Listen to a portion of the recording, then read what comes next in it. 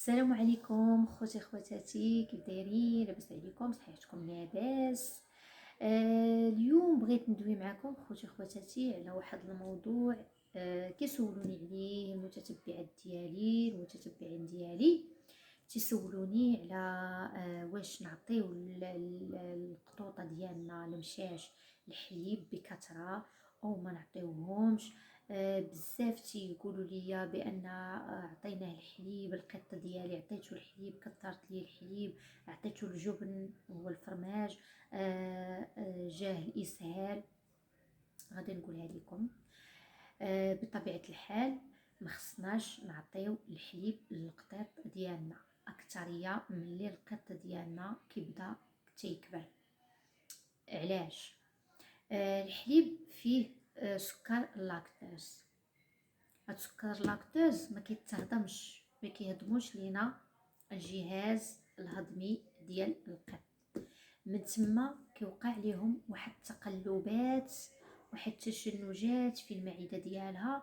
كاين القط اللي كيبدا يتقيأ، كاين القط اللي كيجي الاسهال بكثره، ما كيتحبش ليه الاسهال، كيولي غير غادي وكيتقيا، ما كيفوتوش التقيؤ.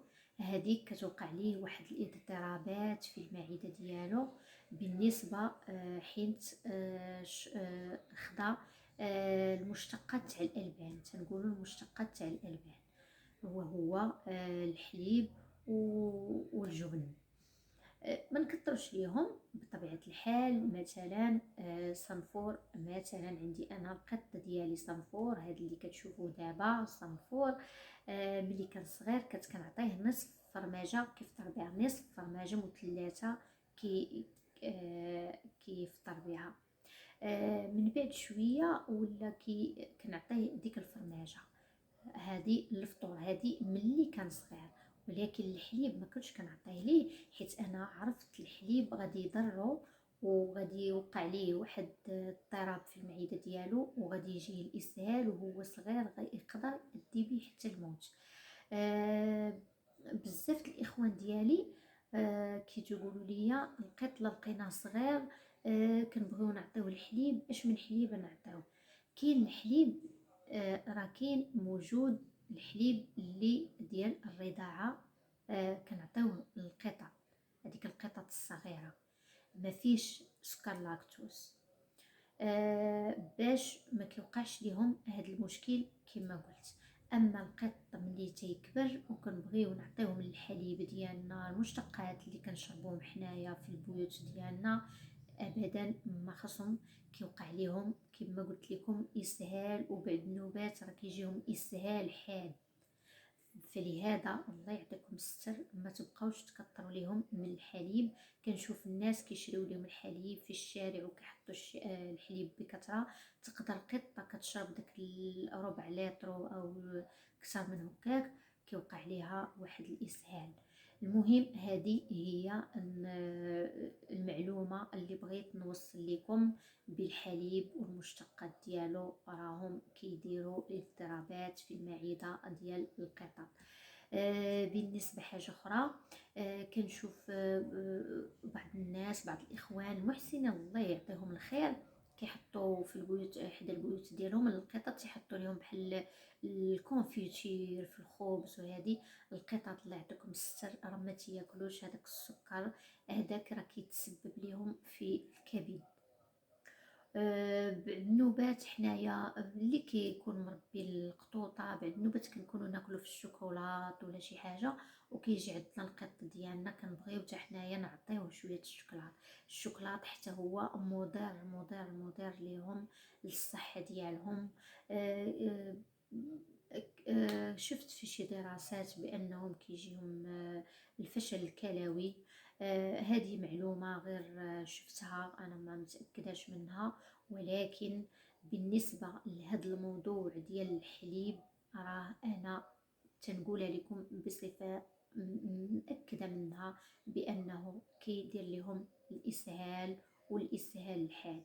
ومن خلال هذا الفيديو الاسهال الى جا القط ديالنا. عندنا وصفه في البيت ديالنا، عندنا واحد المكون في البيت ديالنا مع العطريه ديالنا اللي كنطيبوا فيها في المطبخ، وهو القزبر اليابس تيكون مطحون. كنخلطوه لهم مع الماء وكنعطيوه ليهم 2 المرات او 3 في اليوم، وما كتبقاش عندهم هذاك الاسهال. ما عدا الا كان اسهال حاد خاصنا نواكبوا ليهم هذاك القزبر المطحون مع الماء. نقدروا نعطوه لهم 3 المرات في النهار لمده يومين او 3، ومن ثم كيتشافاو من داك الاسهال. المهم نتفاداو. كاينه حاجه اخرى وهي البصل والثوم، حتى هي ما خصناش نعطيهم شي اكل فيه البصل والثوم. كنشوف بزاف كنشوف بزاف الناس كيحطوا وصفات كيقول لك ديرهم للقيط مثلا، الثوم كترطبوه في الماء وكتعطيوه للقيط باش ما عرفتش علاش. لا، هذيك معلومه خاطئه وما خصناش نديروها للقطوطه ديالنا. البصل والثوم حتى هو مضر مضر مضر بزاف بالنسبه للقطط. واللي عنده شي قطيط يتهلا فيه، والله يعطيكم الستر. تهلاو في قطط الشوارع، ودابا راه جاي البرد وجاي الشتاء، الله يعطيكم الستر. ما تبقاوش ديروا عليهم من حدا البيوتات ديالكم، ديروا لهم كريطينه. شفتوا قطيطه ولا قطيط تحاز لكم حدا الباب ديالكم، هذيك حسنه جات حتى للباب ديالكم، ما تدفعوهاش. صيبوا لهم كريطينه، شي بليصه يتامنوا فيها ينعسوا فيها. حتى هما خلق من خلق الله، هما كيبغيو الراحه، هما كيبغيو الاطمئنان، هما كيبغيو ينعسوا، هما يعني خلق من خلق الله سبحانه وتعالى فوق الارض.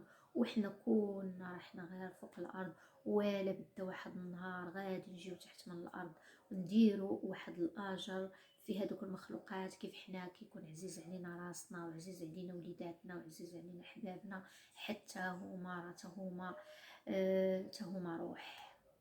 والسلام عليكم ورحمه الله وبركاته.